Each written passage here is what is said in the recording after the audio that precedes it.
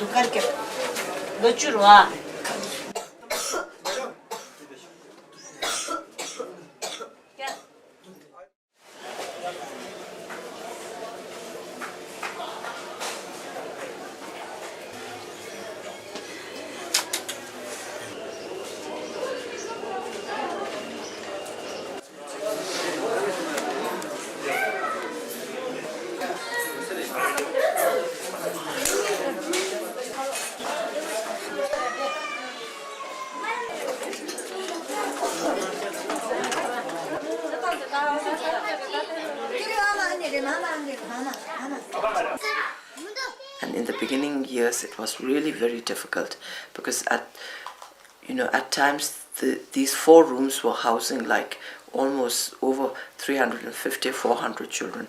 The children would be sleeping on the floor, one next to the other, just like sardines. And then, of course, at that time, there wasn't enough of, food, clothing. Everything was scarcity.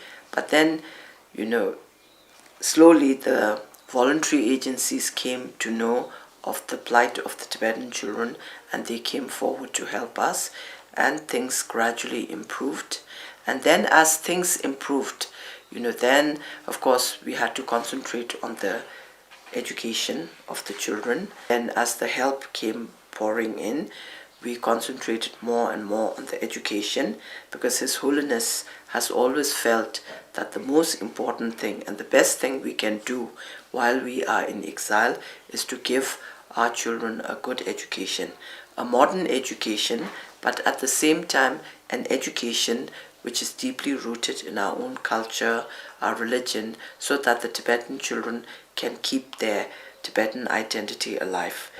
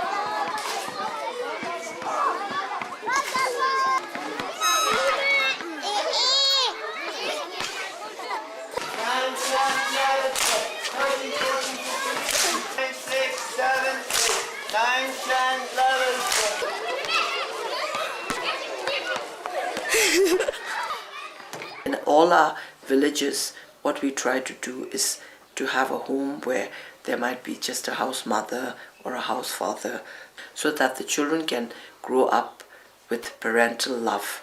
And we feel that if we can give the children, those who are orphans, a home to live in, brothers and sisters to share that home with, and a mother to take care of them, and then a larger kind of an integrated community, we felt that this would be the best thing for the children. And towards this aim, for the last 45 years now, almost 45 years, we have been working.